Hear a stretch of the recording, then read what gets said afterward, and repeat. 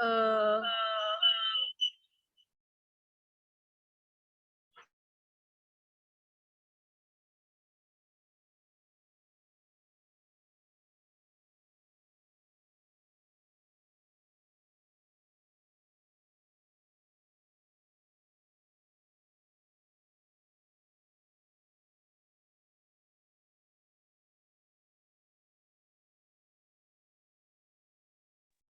Baiklah, ibu-ibu semua. Assalamualaikum warahmatullahi wabarakatuh.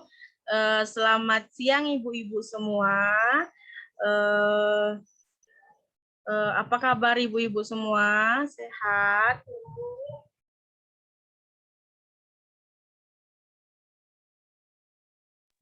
Sehat, Bu.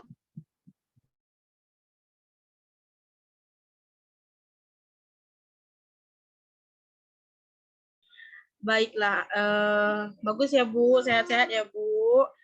Eh, dijaga kesehatannya sekarang karena ya seperti yang kita tahu semua lagi di masa pandemi Bu Ibu ya, apalagi untuk ibu-ibu hamil, Ibu Dwi, Bu Despia Elisa.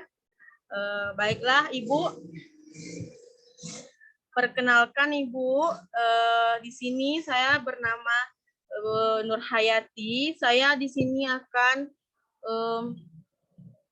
melakukan pemberian informasi kepada ibu-ibu semua mengenai persiapan persalinan. Apalagi ibu-ibu semua lagi hamil ya, Bu.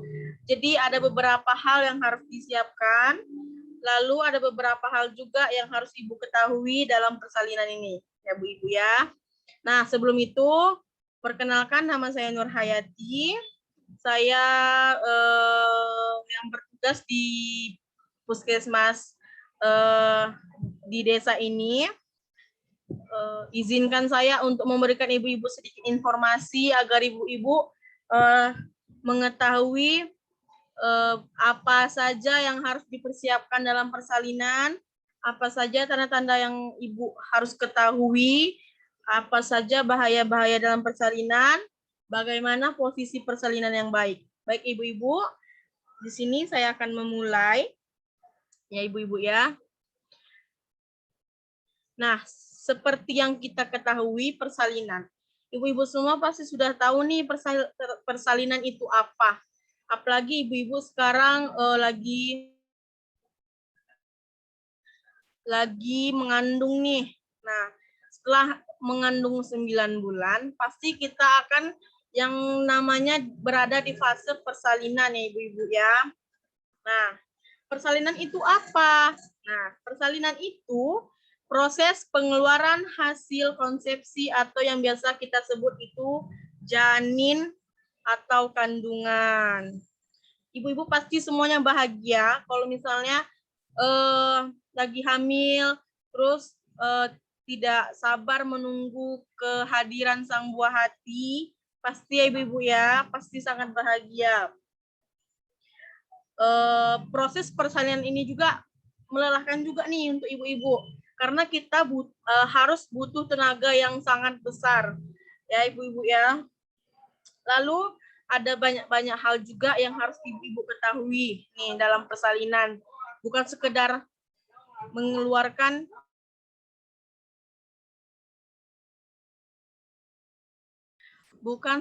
mengeluarkan yang namanya janin, tapi harus ada beberapa hal yang kita ketahui. Ya, di sini seperti yang udah ibu-ibu lihat, di sini saya ada share tanda-tanda ibu yang akan melahirkan. Nah, di sini ada beberapa tanda-tanda. Yang pertama itu rasa sakit atau mules yang datang secara teratur, yaitu sekitar setiap 10 menit atau lebih sering. Nah, yang namanya persalinan itu pasti akan merasakan sakit, ibu-ibu ya. Itu wajar, itu sangat wajar. Apalagi anak pertama, kita yang belum pernah merasakan yang namanya melahirkan, terus kita harus berada di fase itu, harus merasakan sakit, itu pasti ibu-ibu itu biasa, dinikmati aja. Ya ibu-ibu ya, jangan takut, itu dinikmati aja. Itu memang bagian dari proses. Lalu yang kedua itu ada rasa mulusnya itu terjadi di bawah perut bagian bawah ya ibu-ibu ya. Nah kadang juga di punggung. Nah seperti pengalaman saya kemarin itu ada ibu-ibu melahirkan sakit perutnya tuh nggak di bawah aja, tapi dia minta diluskan di bagian belakangnya ini biar sakitnya tuh berkurang ya. Jadi nanti ada bersangkutan juga nih sama persiapan persalinan. Saya jelaskan ya. Lalu yang ketiga itu ada keluarnya lendir bercampur darah di jalan lahir. Itu hal-hal biasa ya ibu-ibu ya. Pasti adanya nanti keluar lendir yang bercampur dengan darah.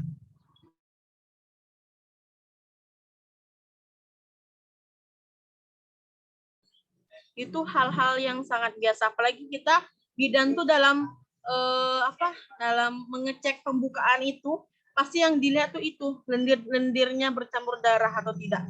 Lalu di sini bisa ibu-ibu lihat ada persiapan persalinan ya ibu-ibu.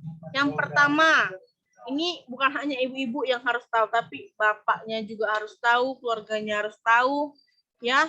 Karena nanti kalau lagi kesusahan, tidak mungkin ibu yang ibu yang persiapkan semuanya. Jadi persiapan persalinan ini harus keluarga tahu, apalagi suami itu harus tahu, ibu-ibu. Nah, yang pertama itu ada donor darah. Jika sewaktu ibu perlukan. Ini ibu ya, donor darah ini bisa kita pakai seketika misalnya, tapi jangan sampai nih untuk ibu-ibu sekalian jangan sampai terkena ya. Misalnya kita lagi persalinan nih, terus terjadinya perdarahan yang hebat. Pasti ibu-ibu keluarnya banyak darah ya Bu ya. Pasti banyaknya kekurangan darah. Nah itu butuhnya di situ. Kita butuh darah penambah untuk ibu ya. Karena ibu yang baru melahirkan tidak boleh yang namanya kekurangan darah ya. Lalu yang kedua ada menanyakan pada bidan kapan perkiraan tanggal persalinan. Nah itu biasa ibu-ibu pertanyakan itu kalau misalnya lagi cek ke bidan atau ke dokter, itu pasti itu udah biasa, itu pasti dipertanyakan ya, karena itu perlu sekali. Jangan nanti jika sudah dekat waktunya tapi ibu-ibu sekalian, bapaknya juga, keluarganya juga tidak tahu, itu tidak boleh. Lalu yang ketiga, menyiapkan biaya untuk menghadapi persalinan. Ini perlu ibu-ibu, perlu sekali dipersiapkan ya. Lalu yang keempat, menyiapkan kendaraan untuk membawa ibu ke rumah sakit. Nah, ini sangat perlu. Kenapa? Karena nanti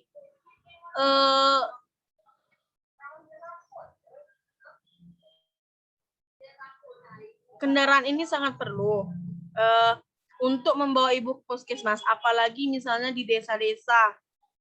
Sebenarnya bidan juga berperan nih dalam ini untuk memberi informasi kepada bapaknya, apalagi di desa-desa yang rumahnya sangat jauh dari puskesmas, rumah sakit, itu harus sekali ada yang namanya kendaraan.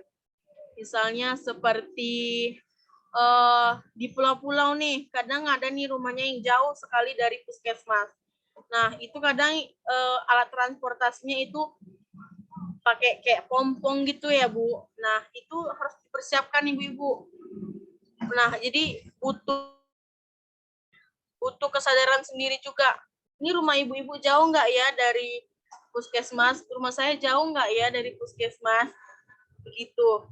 Jadi perlu kesadaran sendiri juga. Ya, ibu-ibu. Lalu kita lanjut ke slide kedua.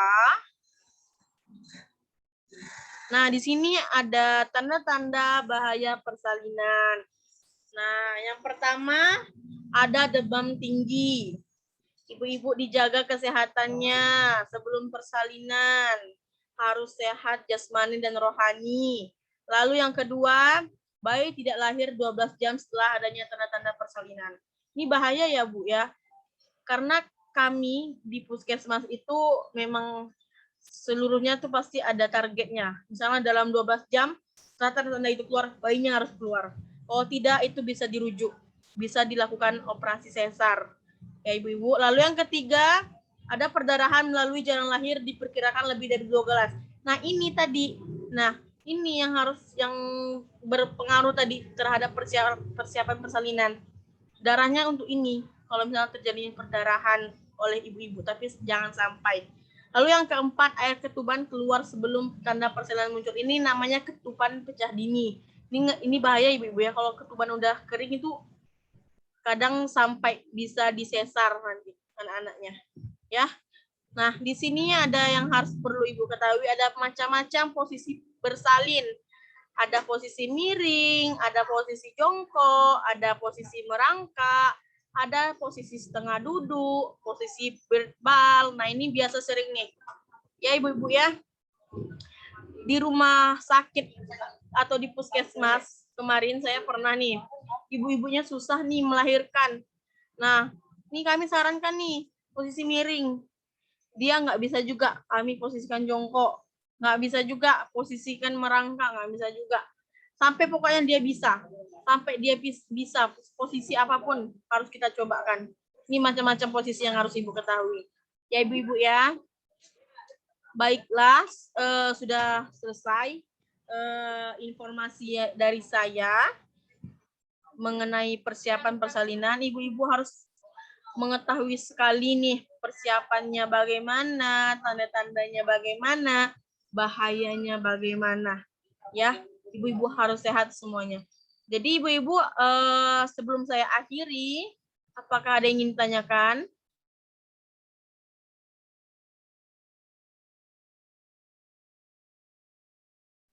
Belum, Bu, untuk saat ini.